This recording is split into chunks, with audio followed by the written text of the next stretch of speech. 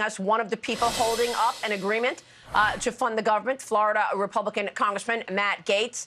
Congressman, thank you very much for being here this morning.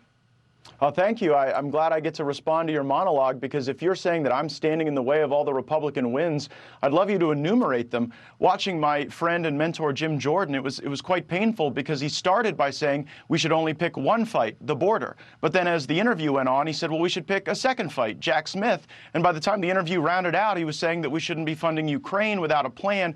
And yet the very continuing resolution that you and Jim Jordan seem to be for continues to have $300 million more for Ukraine. So I think we ought to fight on all fronts. I think the border is very important, and the best way for us to advance the Republican border policies is to pass the Department of Homeland Security appropriations bill, do that along with veterans, defense, ag, state and foreign ops. We'll have 73% of the discretionary budget funded, and if, you know, the Department of Labor and Education have to shut down for a few days as we get their appropriations in line, that's certainly not something that is optimal, but I think it's better than continuing on the current path we are to America's financial ruin.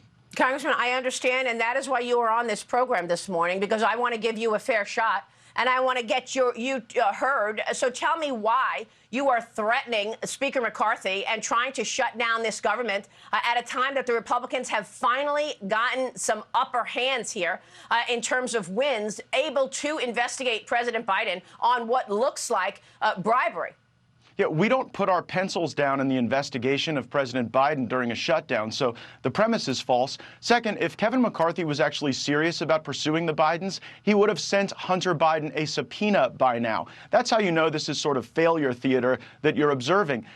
During the first year of Democrat control of the Congress, they brought in Donald Trump Jr. 3 times over nothing, over a nothing burger. And so we seem to be fundamentally unserious in our oversight. But what is serious is the fact that we are spending more than $7 trillion a year, bringing in around $5 trillion a year. And I want to fund the government. I'm not pro-shutdown, but the way to fund the government is not the same way we've been doing it since the mid-90s, where it's one up or down vote on the entire government all at once. We should have separate single-subject spending bills. Kevin McCarthy promised that in January. He is in breach of that promise. So I'm not here to hold the government hostage. I'm here to hold Kevin McCarthy to his word. Are there Freedom Caucus members also out of compliance? They were also on the Appropriations Committee. Where is the responsibility for them? Are they also out of compliance?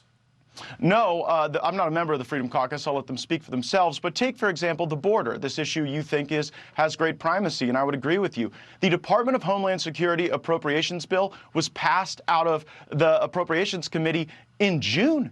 And yet Kevin McCarthy hasn't put it on the floor in more than 100 days. That is not serious. You know why Kevin McCarthy didn't move our border appropriations bill? Because the lobbyists and the special interests who own Kevin McCarthy want to put us in this position where we're backed up against the wall, facing shutdown politics. And what that does is it centralizes power to the people that they buy off with PAC donations and lobbyist donations. And then the membership doesn't get to make real contributions to that process. I'm trying to democratize it. The bills are being worked on. You just heard Jim Jordan say that they are efforting 4 bills this week, appropriations bills this week, to get through. That would partially fund the government. The defense bill as well. You wanted the defense bill to move forward. Did you not? Yes, that's why I voted for it, and I voted for the rule to proceed onto it. And by the way, don't give Kevin McCarthy credit for the fact that we're moving on to these 4 appropriations bills. That was the deal that House conservatives foisted upon Kevin McCarthy. When he couldn't just move the big spending bills without moving the bills that cut spending, we said, no, no, no, you have to move bills like the state and foreign ops bill, because we don't think we should be borrowing money from China to go fund gay pride parades in Prague or LGBTQ seminars in Indonesia. We don't think that that's a good use of our money. And the only way to do this, Maria, is line by line. Kevin wants it in one big up or down vote, keep the government open, shut it down. I'm saying single subject spending bills. It's the only way to break the fever and liberate ourselves from this out of control spending. Well, he's doing the 4 bills next week. So because we're making him. Because we're making him. But he's doing it. So to push now to blow up all of the wins that you all have had now. Which wins? Please enumerate them. Well, okay. Well, how about the fact that he has set up a weaponization committee to investigate the DOJ, whether they're involved in a cover-up? That's how about the fact that he is, hold on, Wait how a about second. the fact that Hold on. How about the fact that he has set up the China Select Committee to keep China to account? And, of course, he has launched this inquiry into impeachment, potentially, for President Biden. Is that not what you want? None of those things are deliverables. Those are steps in a process. Setting up a committee is an end unto itself, only in Washington, D.C. The American people demand results. Hold on, I'll let you talk, Maria. Okay, go ahead. These committees have done nothing to reduce inflation. They've done nothing to actually constrain the Biden government. We can set up committees and have hearings and yell at people, but at the end of the day, if we still send the check to fund a weaponized government, having a weaponization subcommittee is little relief to the American people. And if any of this was serious, we would be sending out subpoenas and compelling process the way the January 6th committee did. We should be operating like them. Instead, we're playing patty cake with the Bidens. We're allowing them to get away with it. And we're funding it. We're sending the money. If we were serious, use the power of the purse. The Speaker joined me a week ago and told me that he will, in fact, subpoena Hunter Biden. He said at the appropriate time. But let's be clear. It's been 8 months. When do you think the appropriate time is? How many months do the American people have to wait before that subpoena is sent? You tell me.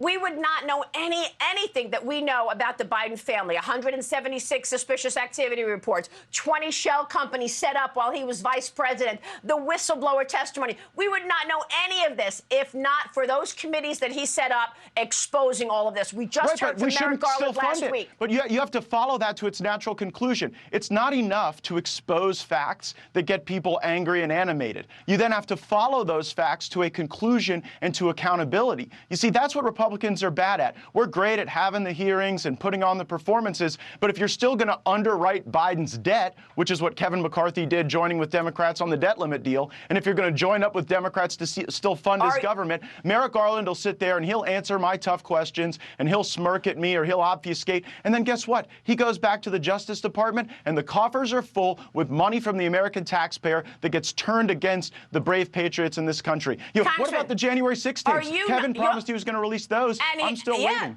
Well, the January 6th tapes are available to anybody who wants to see them. He gave them and allowed Tucker Carlson and his team to see them. Congressman, it is true. No, Maria, they are not available to anyone who wants to see them. That is a factual misstatement. They have been curated for some people in the media and some defense attorneys, but any American cannot see any of the January 6th tapes. That is a false statement. Are you not right now indirectly working with Democrats because you are going to allow Chuck Schumer to come up with a continuing resolution next week to fund the government? That's what your actions are doing. That's why some people feel this is a personal vendetta you have against the Speaker. No, my vendetta is against a Washington system that allows corruption to put the interests of lobbyists and PACs above the interests of the American people. Kevin McCarthy facilitates that system, and I do deeply resent that. But I'm not working with Chuck Schumer or any other Democrat. I am the one working with House conservatives to require single-subject spending bills. No. You guys criticize me for forcing single-subject spending bills. Then you give Kevin McCarthy the credit for doing it. The reality is this is the only way to liberate ourselves from a bad system. I think the single bills sound right. Well, then why hasn't he done them? It's September. We knew September 30th was coming all year, and Kevin McCarthy has been dilatory. He's been fiddling like Nero as Rome burns. As we understand it, they're doing this upcoming week. So we will be watching because we are making them. They are doing it with a political gun to their head, and you are welcome, America, and we're going to keep making them do it. Congressman, thank you. Matt Gaetz joining us this morning in that exclusive. We'll be right back.